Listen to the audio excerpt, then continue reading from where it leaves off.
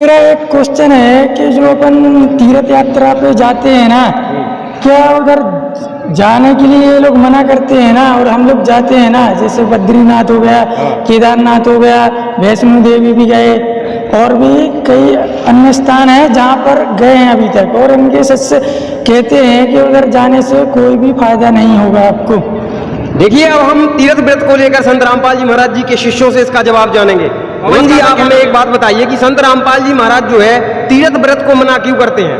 देखिए, हिंदू धर्म के जितने भी सभी साधु संत हैं वो कहते हैं कि तीर्थ व्रत कीजिए, आप लोग तीर्थ पर जाइए, अमरनाथ जाइए, केदारनाथ जाइए, ये भक्ति का ही हिस्सा है। और आप लोग जो है किस तरह की भक्ति करवा रहे हैं कि आप तीर्थ व्रत ही जो है छुड़वा रहे हैं। पर्वत में फिरा कारण अपने राम और राम सरीखे जन्म ले जिन सारे सब काम। यानी कि आपको जब सतगुरु मिल जाएगा तो वो आपको ऐसी भक्ति विधि बताएगा, ऐसे मंत्र बताएगा कि आपको यहाँ वहाँ पहाड़ों पर भटकने की आवश्यकता नहीं पड़ेगी। आपको जो लाभ वहाँ नहीं मिल रहा था वो लाभ भी आपको घर बैठे उस मंत्र का जाप करने से मिलेंगे। इसलिए संत रामपाल जी महाराज जी कहते हैं कि शास्त्रों के अनुसार भक्ति कीजिए, सतगुरु ढूंढिए और सदभक्ति कीजिए, सदमंत्र कीजिए, तो आपको घर बैठे सारे लाभ होंगे, कहीं जाने की आवश्यकता नहीं पड़ती। हाँ, तो वो बात आपकी ठीक है, लेकिन वेदों में कहाँ मना किया गया है कि आप तीर्थ मत कीजिए? देखिए, सबसे पहली बात, आप वेदों का हवाला दे रहे हो, लेकिन आपने ना तो वेद पढ़े हैं और ना ही आपने वेद देखे हैं। संत रामपाल जी महाराज जी ने सदग्रंथों को खोल करके बताया है, उंगलियों रख रख के वेदों को पढ़ाया है, सदग्रंथों को पढ़ाया है। बाकी जितने भी धर्मगुरु हैं वो सिर्फ वेदों को, सदग्रंथों को लाल कपड़े में गांठ लगा करके बांध के साइड में रख देते हैं। वो अपनी मनगढ़ंत कहानियां बताते रहते हैं और सिर्फ ये कहते हैं कि वहां ऐसा लिखा है, वहां ऐसा लिखा है, जबकि आज तक किसी ने भी आज तक सदग्रंथ खोल करके नहीं लिखा है कि वहां पर वास्तव में लिखा क्या है। सारे के सारे धर्मगुरु अपने शिष्यों को शास्त्र विरुद्ध ज्ञान बता रहे हैं, जिसको कहने से कोई भी लाभ नहीं होता है। बाकी वो केवल नारे लगा रहे हैं कि हम सनातनी हैं, हम हिंदू हैं, हम फलाना है, हम ठिकाना है, बाकी अपने ही सदग्रंथों के विपरीत क्रियाएं कर रहे हैं, जिसको कहने से भाई साहब हमें कोई भी लाभ नहीं होता है। मतलब आपका कहना है कि तीर्थ करने से कोई लाभ नहीं है? देखिए, हम ये नहीं कह रहे हैं करने से लाभ है कि नहीं, लाभ तो है, लेकिन लाभ कितना है उतना ही है। आप कहेंगे कि ज्यादा लाभ मिल जाए तो ज्यादा लाभ थोड़ी मिलेगा। जैसे मान लो कोई 5 पास हो गया तो 5 पास होने से वो कलेक्टर नहीं बन जाएगा, लेकिन 5 पास हो जाएगा तो हाँ, वो हल्की फुल्की चिट्ठियां पढ़ सकता है, थोड़ा बहुत हिसाब किताब लगा सकता है। ऐसे ही तीर्थ करने से थोड़ा बहुत लाभ तो मिल जाएगा, लेकिन पूर्ण परमात्मा की भक्ति करने से जो मोक्ष मिलता है, जो हमें जन्म और मरण का रोग लगा है, वो तीर्थ करने से नहीं कट सकता है। मेरा सीधा ये कहना। नमस्कार, आध्यात्मिक डिबेट चैनल में आप सभी का स्वागत है। पहले की तरह आज भी हम जगत और भगत के बीच आध्यात्मिक ज्ञान चर्चा लेकर आए हैं, जैसे कि तीर्थ धाम हैं, इन पर जाने से क्या मुक्ति मिल सकती है, कोई लाभ हो सकता है। इस वीडियो में विस्तार पूर्वक इस विषय पर चर्चा की जाएगी और भी अन्य सवालों पर भी चर्चा की जाएगी। आध्यात्मिक प्रश्नों के जवाब इस वीडियो में आपको मिलने वाले हैं बहुत सारे, तो वीडियो को लास्ट तक जरूर देखिएगा। आइए वीडियो को शुरू करते हैं। हमारा नाम दीपक बर्मन है, मैं एमपी मध्य प्रदेश से आया हूँ, जबलपुर से। अच्छा दीपक जी, आप क्या जानना चाहते हो संत रामपाल जी महाराज जी के विषय में? हम ये जानना चाहते हैं कि इनका कार्यक्रम होने वाला है 20, 21, 22 को। एक भाई ने हमको बताया है, इसकी वजह से मैं उनके साथ में आया हूँ। तो मेरा एक क्वेश्चन है कि जो अपन तीर्थ यात्रा पे जाते हैं ना, क्या उधर जाने के लिए ये लोग मना करते हैं ना, और हम लोग जाते हैं ना, जैसे बद्रीनाथ हो गया, केदारनाथ हो गया, वैष्णो देवी भी गए, और भी कई अन्य स्थान है जहाँ पर गए हैं अभी तक, और इनके सच कहते हैं कि उधर जाने से कोई भी फायदा नहीं होगा आपको। देखिए, अब हम तीर्थ व्रत को लेकर संत रामपाल जी महाराज जी के शिष्यों से इसका जवाब जानेंगे। तो नमस्कार सर, क्या नाम है आपका? नमस्कार, मेरा नाम पवन दास है और मैं निवाड़ी जिले से हूँ। पवन जी, आप हमें एक बात बताइए कि संत रामपाल जी महाराज जो है तीर्थ व्रत को मना क्यों करते हैं? देखिए, हिंदू धर्म के जितने भी सभी साधु संत हैं वो कहते हैं कि तीर्थ व्रत कीजिए, आप लोग तीर्थ पर जाइए, अमरनाथ जाइए, केदारनाथ जाइए, ये भक्ति का ही हिस्सा है। और आप लोग जो है किस तरह की भक्ति करवा रहे हैं कि आप तीर्थ व्रत ही जो है छुड़वा रहे हैं? बिल्कुल तीर्थ व्रत नहीं छुड़वा रहे हैं। संत रामपाल जी महाराज जो भी करवाते हैं वो अपने शास्त्रों के अनुसार करवाते हैं। तो हमारे शास्त्रों में लिखा है कि सबसे पहले हमें गुरु बनाना चाहिए, फिर जो गुरु हमें शास्त्रों के अनुसार भक्ति बताए वो हमें करना चाहिए। तो वो बात आपकी ठीक है, लेकिन उनके भी गुरु हैं, वो कहते हैं कि आप तीर्थ पे जाइए, जिससे लाभ होगा, आपको मोक्ष मार्ग खुल जाएगा आपका। देखिए, मैं पहले आपको बता देना चाहता हूँ कि उनके भी गुरु हैं और हमारे भी गुरु हैं, लेकिन गुरु गुरु में भेद होता है। एक गुरु होता है जो शास्त्रों के अनुसार भक्ति बताता है तो वो सच्चा गुरु होता है, और एक अपने हिसाब से मनगढ़ंत कहानियां बताता है वो होता है नकली गुरु। तो आज भारत के जितने भी गुरु हैं, आपको बुरी लगेगी लेकिन हकीकत है, संत रामपाल जी महाराज जी को छोड़ करके भारत में जितने भी कह रहे हैं कि हम गुरु हैं, वे सारे के सारे डुप्लीकेट हैं, नकली हैं। देश की भोली भाली जनता को धर्म के नाम पर भ्रमित कर रहे हैं और सिर्फ धर्म के नाम पर धंधा करने का काम कर रहे हैं। उन्हें किसी के मोक्ष से कोई मतलब नहीं है, उन्हें सिर्फ अपनी जेबें गर्म करने से मतलब है। ये बात कड़वी है लेकिन इससे बड़ी हकीकत में कह नहीं सकता हूँ। मतलब आपका सीधे सीधे कहने का मतलब ये है कि जो भी धर्मगुरु ये बताते हैं कि आप तीर्थ करने जाइए, वो नकली है। देखिए, मैं ये नहीं कहता हूँ, मैं ये कहता हूँ कि जो वो ज्ञान बता रहे हैं वो शास्त्रों के विरुद्ध बता रहे हैं। रही बात तीर्थ की, अच्छा, ये कहाँ मना है? हाँ। मेरी बात पहले आप पूरी हो जाने दीजिए। आप क्या है बीच में ही बात काट रहे हैं। जी। क्या है कि हमारे गुरुजी संत रामपाल जी महाराज शास्त्रों के अनुसार भक्ति बता रहे हैं, तो संत रामपाल जी महाराज जी के बताए अनुसार जो भक्ति करता है तो उसमें परमात्मा की वाणी है कि पर्वत पर्वत में फिरा कारण अपने राम, और राम सरीखे जन्म ले जिन सारे सब काम। यानी कि आपको जब सतगुरु मिल जाएगा तो वो आपको ऐसी भक्ति विधि बताएगा, ऐसे मंत्र बताएगा कि आपको यहाँ वहाँ पहाड़ों पर भटकने की आवश्यकता नहीं पड़ेगी। आपको जो लाभ वहाँ नहीं मिल रहा था वो लाभ भी आपको घर बैठे उस मंत्र का जाप करने से मिलेंगे। इसलिए संत रामपाल जी महाराज जी कहते हैं कि शास्त्रों के अनुसार भक्ति कीजिए, सतगुरु ढूंढिए और सदभक्ति कीजिए, सदमंत्र कीजिए, तो आपको घर बैठे सारे लाभ होंगे, कहीं जाने की आवश्यकता नहीं पड़ती। हाँ, तो वो बात आपकी ठीक है, लेकिन वेदों में कहाँ मना किया गया है कि आप तीर्थ मत कीजिए? देखिए, सबसे पहली बात, आप वेदों का हवाला दे रहे हो लेकिन आपने ना तो वेद पढ़े हैं और ना ही आपने वेद देखे हैं। संत रामपाल जी महाराज जी ने सदग्रंथों को खोल करके बताया है, उंगलियां रख रख के वेदों को पढ़ाया है, सदग्रंथों को पढ़ाया है। बाकी जितने भी धर्मगुरु हैं वो सिर्फ वेदों को, सदग्रंथों को लाल कपड़े में गांठ लगा करके बांध के साइड में रख देते हैं तो अपनी मनगढ़ंत कहानियां बताते रहते हैं और सिर्फ ये कहते हैं कि वहाँ ऐसा लिखा है, वहाँ ऐसा लिखा है, जबकि आज तक किसी ने भी आज तक सदग्रंथ खोल करके नहीं दिखाया कि वहाँ पर वास्तव में लिखा क्या है। सारे के सारे धर्मगुरु अपने शिष्यों को शास्त्र विरुद्ध ज्ञान बता रहे हैं, जिसको करने से कोई भी लाभ नहीं होता है। बाकी वो केवल नारे लगा रहे हैं कि हम सनातनी हैं, हम हिंदू हैं, हम फलाना है, हम ठिकाना है, बाकी अपने ही सदग्रंथों के विपरीत क्रियाएं कर रहे हैं, जिसको करने से भाई तो हमें कोई भी लाभ नहीं होता है। मतलब आपका कहना है कि तीर्थ करने से कोई लाभ नहीं है? देखिए, हम ये नहीं कह रहे हैं करने से लाभ है कि नहीं, लाभ तो है लेकिन लाभ कितना है उतना ही है। आप कहेंगे कि ज्यादा लाभ मिल जाए तो ज्यादा लाभ थोड़ी मिलेगा। जैसे मान लो कोई 5 पास हो गया तो 5 पास होने से वो कलेक्टर नहीं बन जाएगा, लेकिन 5 पास हो जाएगा तो हाँ, वो हल्की फुल्की चिट्ठियां पढ़ सकता है, थोड़ा बहुत हिसाब किताब लगा सकता है। ऐसे ही तीर्थ करने से थोड़ा बहुत लाभ तो मिल जाएगा, लेकिन पूर्ण परमात्मा की भक्ति करने से जो मोक्ष मिलता है, जो हमें जन्म और मरण का रोग लगा है, वो तीर्थ करने से नहीं कट सकता है। मेरा सीधा ये कहना है। देखिए सर, इनका कहना है कि तीर्थ करने से आपको पूर्ण मोक्ष की प्राप्ति नहीं होगी। अब आप क्या कहना चाहोगे? हम ये कहना चाहते हैं कि वो अभी है ना, हम लोग जैसे अभी हनुमान जी की पूजा करते हैं, शंकर जी की पूजा करते हैं, देवी जी की पूजा करते हैं, शंकर जी की पूजा करते हैं, गणेश जी की भी पूजा करते हैं। तो इनके शिष्य बोल रहे थे कि भगवान नहीं है, इनकी पूजा करने से आपके पाप नाश नहीं हो सकते हैं, आपकी साधना गलत है। तो हम इनसे पूछना चाहते हैं, इनके पास ऐसा कौन सा प्रूफ है? हमारे भी जो गुरु हैं, जो अभी बागेश्वर वाले बाबा जी के पास भी गए थे, तो वे तो बताते हैं ना, वे मंत्र भी देते हैं, वो सदग्रंथों को खोल के भी दिखाते हैं। तो क्या वो मतलब वो गलत बता रहे हैं क्या? देखिए सर, इन्होंने एक और सवाल किया है कि संत रामपाल जी महाराज जो हैं वो इनके जो देवी देवताओं की ये लोग भक्ति करते हैं। इन्होंने हनुमान जी महाराज जी के बारे में कहा, शिव जी भगवान के बारे में कहा, और इन्होंने बीच में जो बागेश्वर धाम के धीरेन्द्र शास्त्री जी महाराज जी हैं उनके विषय में भी इन्होंने बातें बताई हैं कि वो भी कहते हैं कि आप इनकी भक्ति कीजिए। लेकिन आपके संत रामपाल जी महाराज ही केवल बताते हैं कि आप जो है मतलब भक्ति नहीं कीजिए, जो है हनुमान जी महाराज जी की भक्ति मत कीजिए, ये भगवान है ही नहीं। तो इस विषय में आप लोग क्या कहना चाहोगे? जो ये आप बता रहे हैं, जो बिल्कुल झूठ बता रहे हैं कि संत रामपाल जी महाराज जी कहते हैं कि देवी देवताओं की भक्ति नहीं करो, जी बिल्कुल सफेद झूठ है। इससे बड़ा झूठ तो आज के समय में कोई हो ही नहीं सकता है। बल्कि हकीकत ये है कि संत रामपाल जी महाराज ही केवल अपने हिंदू धर्म के जितने भी देवी देवता हैं, सारे देवी देवताओं की सदभक्ति बताते हैं कि इनकी भक्ति हमें कैसे करना है और इनकी सदभक्ति हमारे सदग्रंथों में क्या बताई है, उनके मूल मंत्र क्या है। तो आज वर्तमान में केवल संत रामपाल जी महाराज ही शास्त्र अनुकूल साधना करा रहे हैं देवी देवताओं की।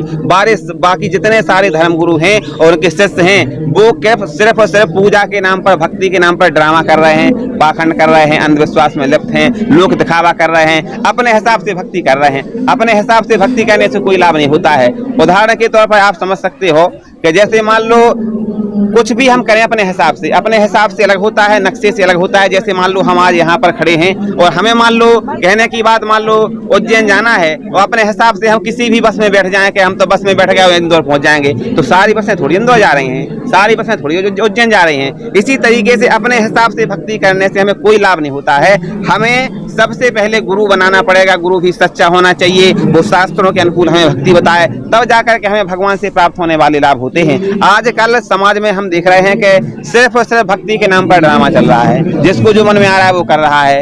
ये सारी चीजें गलत हैं। अगर आपको वास्तव में सद्भक्ति करनी है, भगवान से प्राप्त होने वाले लाभ चाहिए, तो आप संत रामपाल जी महाराज जी का सत्संग सुनो और संत रामपाल जी महाराज जी से नाम दीक्षा लो। फिर आपको जो मंत्र मिलेंगे उनका मंत्र जाप करने से आपको भगवान के लाभ मिलेंगे, उसका दूसरा कोई विकल्प नहीं है। तो देखिए सर, इनका कहना है कि संत रामपाल जी महाराज किसी भी देवी देवता की भक्ति नहीं छुड़वाते हैं, बल्कि वो उनके यथार्थ मंत्र बताते हैं। अब बताइए, अब आप लोगों का क्या कहना है? इनके जो भगत हैं वो जगह हर गांव में गली गली में पुस्तक बेच के हिंदुओं का ब्रेन वॉश कर रहे हैं और उनका मतलब वो कर रहे हैं कि तुम ये सब छोड़ दो, ये छोड़ दो। मतलब गली गली में पुस्तक बेच के मतलब हमारे सब हिंदुओं को मतलब ये मुसलमान बनाने की कोशिश कर रहे हैं। देखिए सर, इनका कहना है कि संत रामपाल जी महाराज जी के जितने भी शिष्य हैं वो पुस्तकों का प्रचार करते हैं जिसमें अनर्गल बातें लिखी हुई हैं। इनका कहना है ऐसा, और ये हिंदू धर्म के खिलाफ जो है एक साजिश रची जा रही है। इस विषय में आप लोग क्या कहना चाहेंगे? मुझे तो ये समझ में नहीं आता है कि आजकल के जो पढ़े लिखे लोग हैं अगर वो ही इस प्रकार की बातें करने लगेंगे तो इस देश का क्या होगा। सबसे पहले तो अंकल जी से मेरी हाथ जोड़ करके प्रार्थना है कि आप भी भ्रमित हो गए। बताओ, आपको तो पहले आपने पुस्तक पढ़ी या नहीं पढ़ी? आपने वो पुस्तक देखी संत रामपाल जी महाराज जी के द्वारा लिखित ज्ञान गंगा पढ़ी है आपने? उसको बताओ आप। बताइए सर, क्या आपने पढ़ी है पुस्तक?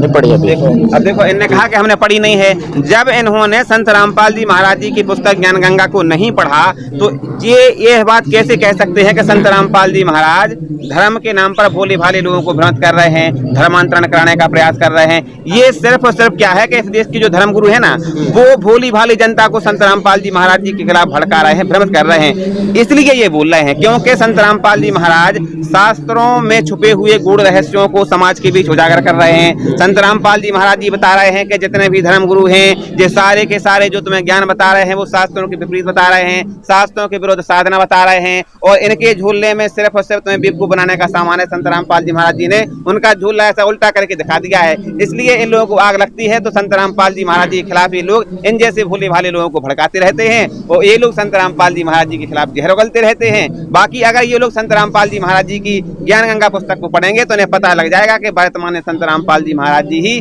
सच्चे सनातनी हैं, सनातन की सच्ची हितैषी हैं और इन सबको संत रामपाल जी महाराज सत्य ज्ञान बता रहे हैं। बाकी सारे लोग इन लोगों को भ्रमित करने का काम कर रहे हैं। देखिए सर, तो इनका ये कहना है कि संत रामपाल जी महाराज किसी भी धर्म के जो है खिलाफ नहीं है, बल्कि संत रामपाल जी महाराज अपने सदग्रंथों में जो बातें लिखी गई हैं उसी के बारे में बता रहे हैं। सच्चे सनातनी है संत रामपाल जी महाराज, ऐसा इनका कहना है। बताइए, अब आप क्या कहना चाहेंगे? ये हमारे कृष्ण भगवान को इन सबको इस प्रकार से बोलते हैं और जबकि हमारे कृष्ण भगवान जेल में पैदा हुए तो उनके ताले खुल गए थे जेल के, और जब इनके संत रामपाल जी महाराज जेल में है तो अभी तक बाहर क्यों नहीं आ रहे वो? देखिए सर, इनका कहना है कि संत रामपाल जी महाराज अगर इतने ही शक्तिशाली संत होते तो वो जेल से अब तक बाहर आ जाते, जैसे श्री कृष्ण जी आ गए थे। जैसे मान लो संत रामपाल जी महाराज तो जब चाहें वो जेल से बाहर आ सकते हैं, क्योंकि संत रामपाल जी महाराज पूर्ण परमात्मा कबीर जी के अवतार हैं, वो जब जो चाहें वो कर सकते हैं। और दूसरी बात यह है कि अगर संत रामपाल जी महाराज जेल से बाहर मान लो आ जाएंगे तो क्या ये संत रामपाल जी महाराज जी से नाम दीक्षा ले लेंगे? पहले आप इनसे ये पूछो, बताइए सर। बिल्कुल कहना है कि अगर संत रामपाल जी महाराज जेल से बाहर आ जाते हैं तो क्या आप उनसे जुड़ जाएंगे?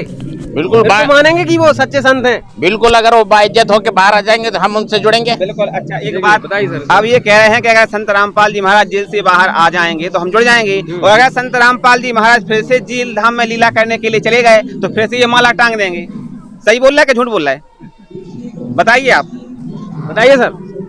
वो तो है, जब वापस जेल में जाएंगे तो हम छोड़ देंगे। बात वो आ गई कि संत रामपाल जी महाराज अगर जेल से बाहर आ जाएंगे तो हम जुड़ जाएंगे और फिर से जेल धाम में लीला करने के लिए चले जाएंगे तो हम फिर से उनकी भक्ति बंद कर देंगे। तो संत रामपाल जी महाराज जी का, अगर आपको संत रामपाल जी महाराज जी को समझना है तो संत रामपाल जी महाराज जी के सत्संग को सुनो, क्योंकि परमात्मा की वाणी है कि जो कबीर मारा कठिन है कायर का नहीं काम, इस पे चले कोई सूरमा आठों पहर संग्राम। संत रामपाल जी महाराज जी से हमें क्यों जुड़ना है, किस लिए जुड़ना है, आखिरकार हम संत रामपाल जी महाराज जी से दीक्षा क्यों लेना चाहते हैं, ये सारी चीजों पर हमें विचार करना चाहिए। रही बात जेल की, तो देखो भाई साहब, जितने भी समाज सुधारक हुए हैं या फिर जिन्होंने समाज को जागृत करने का प्रयास किया है वो जेल में गए हैं, उनने जेल की यातनाएं भोगी हैं, समाज के लोगों ने उन्हें नकारा है। इतिहास उठाकर देख लीजिए आप, एक महापुरुष हुए हैं जिनका नाम था राजा राम मोहन राय। पहले एक सती प्रथा चलती थी, जिस किसी का पति गुजर जाता था तो उसकी पत्नी को उसकी अर्थी के साथ जिंदा फूंक दिया जाता था, ये सती प्रथा कहलाती थी। उस समय पर राजा राम मोहन राय एक महापुरुष हुए हैं, उन्होंने देखा कि यार ये तो गलत है, उसका वो पति मर गया, उसको जला, उसको जिंदा क्यों फूंक रहे हो, तो लोगों ने उसका विरोध किया। लेकिन उसने जेल की यातनाएं भोगी, अनशन किए, आंदोलन किए, तब भी लोग कहते थे कि वो पागल है।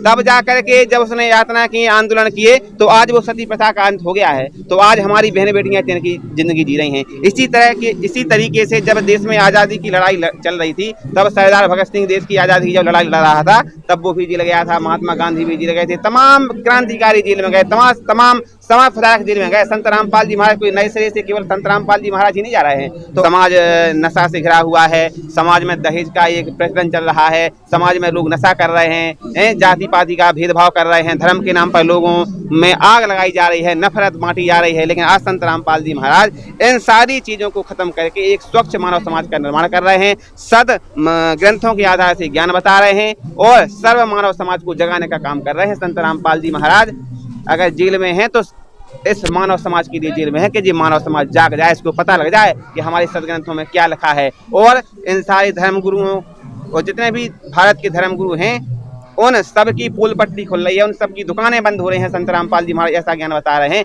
इसलिए संत रामपाल जी महाराज जी जेल में हैं। संत रामपाल जी महाराज जेल में क्यों हैं, इन सभ्य मानव समाज को समझना चाहिए कि संत रामपाल जी महाराज हमारे लिए जेल में हैं। तो देखिए सर, इनका कहना है कि संत रामपाल जी महाराज केवल मानव कल्याण के लिए जेल में हैं।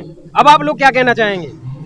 संत रामपाल जी महाराज ने सबके धंधे बंद करा दिए, शराब की दुकानें, शराब कम पड़ गई, तंबाकू खाने वाले कम पड़ गए, बेचारे बीड़ी पीने वाले कम पड़ गए। अब ये सब जोड़ते जाएंगे तो सब बेचारे हमारे तो सब दुकानें बंद हो जाएगी। क्या आपकी कोई दुकान है क्या नशे की? अरे हम भी तो बड़ा कारोबार करते हैं, तो हमारे सब दुकानें बंद हो जाएगी। तो देखिए सर, इनका कहना है कि इनकी दुकानें हैं गुटखा बीड़ी की, अब संत रामपाल जी महाराज से ही सभी लोग नाम दीक्षा ले लेंगे तो इनकी तो दुकानें बंद हो जाएगी। बताइए, इनका तो धंधा चौपट हो जाएगा फिर। देखिए, धंधा करिए आप, लेकिन धंधा ऐसा कीजिए कि जिसमें समाज का भला हो, समाज का नुकसान ना हो। आज इस देश का युवा सिगरेट के धुएं में शांति की तलाश कर रहा है। क्यों कर रहा है? क्योंकि इन्हीं जैसे लोग नशे का व्यापार कर रहे हैं, गांजे का, चरस का, अफीम का, सिगरेट का, गुटखे का। इसलिए हमारे देश का युवा बिगड़ चुका है और वो नशे से लिप्त है। तो हम तो इनसे हाथ जोड़ के प्रार्थना करेंगे कि भैया आप लोग ये धंधा ना करके तमाम धंधे हैं, तमाम व्यवसाय हैं, तमाम बिजनेस हैं वो करें और एक स्वच्छ समाज का निर्माण करें, संत रामपाल जी महाराज जी का सहयोग करें और एक अच्छा और स्वस्थ देश बनाएं जिसमें नशा वशा कहीं आसपास भी ना हो। तो देखिए सर, इनका कहना है कि नशे से समाज का सत्यानाश होता है। अब बताइए, अब आप लोग क्या कहना चाहेंगे? ये संत रामपाल जी महाराज पिंड दान करने को मना करते हैं, जबकि पिंड दान करे बगैर हमारे पूर्वज स्वर्ग नहीं जा सकते। फिर अब वो स्वर्ग में नहीं जाएंगे, दर में लटक जाएंगे वो, तो फिर इसलिए उनको मना क्यों करते हैं वो पिंड दान करने के लिए। देखिए सर, इनका कहना है कि संत रामपाल जी महाराज पिंडदान और उसके साथ तेरहवीं वगैरह भी होती हैं, तो इसके लिए क्यों मना करते हैं? ये बोल रहे हैं कि पिंडदान किए बिना स्वर्ग नहीं जाते, स्वर्ग नहीं जा पाएंगे। लेकिन हमने ये देखा है, आपने भी देखा होगा कि जब कोई कहीं खत्म हो जाता है तो रिश्तेदारी में वो 13वीं का श्राद्ध का कार्ड देने के लिए जाते हैं। उसमें स्पष्ट लिखा होता है कि बड़े दुख के साथ सूचित करना पड़ रहा है कि फलाने फलाने तारीख को हमारे पिताजी का स्वर्गवास हो गया है। तो स्वर्गवास तो हो ही गया है जब तो उस कार्ड में लिखा है, फिर पिंडदान करने के बाद कैसे होगा उसका स्वर्गवास, बताओ आप। पिंडदान करने के बाद कैसे होगा उसका स्वर्गवास? पहले हो गया तब तो आपने लिख दिया। और फिर हम दूसरी बात ये भी पूछना चाहते हैं कि ये आपको कैसे पता लगा कि हमारे पिताजी का स्वर्गवास हो गया है? क्या पिताजी ने स्वर्ग जा करके फ़ोन किया, व्हाट्सएप पे वीडियो कॉल की या फिर ईमेल मैसेज भेजा कि हमारा स्वर्गवास हो गया है, आप कार्ड में लिख दो कि हमारा स्वर्गवास हो गया है। ये बताओ पहले तो आप बात बताओ, आप बताइए सर। अब जब तक हम किसी को मतलब उसका मोसर नहीं करेंगे, खाना नहीं खिलाएंगे, जब तक उसका मोक्ष नहीं होता है।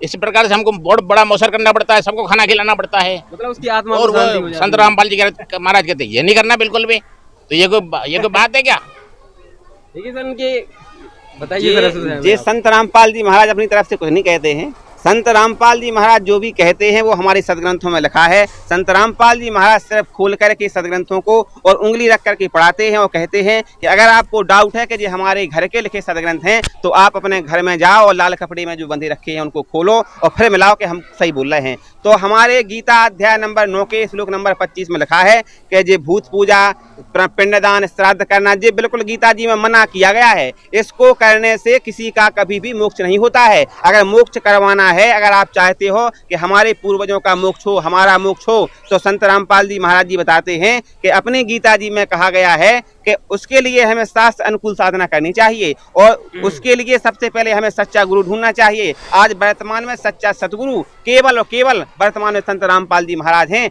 जो शास्त्र अनुकूल साधना बता रहे हैं। अगर आप शास्त्र अनुकूल साधना करोगे तो आपका भी मोक्ष हो जाएगा और जो आपके पूर्वज हैं जो भूत योनि में चले गए हैं उनका भी मोक्ष 100% हो जाएगा। लेकिन आप जो भूत पूजा करोगे उससे वो तो पूर्वज तो भूत बन गए, आप भी भूत बन जाओगे, इसकी मैं पूरी तरीके से गारंटी देता हूँ।